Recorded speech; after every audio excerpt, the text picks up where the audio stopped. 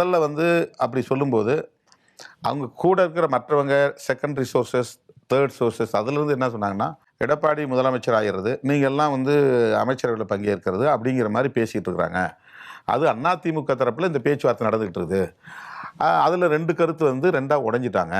ஒரு பக்கம் வந்து சி.வி. சண்முகம் வீட்ல கூட்டம் நடக்குது. இன்னொரு பக்கம் எடப்பாடியார் வீட்ல கூட்டம் நடந்துகிட்டு இருக்குது. இப்படிலாம் போயிட்டு இருக்கு அப்படிங்கும்போது, எடப்பாடி முதலமைச்சர்ங்கிற செய்தி எங்களுக்கு முதல்ல வருது. இதுதான் வந்து வருது.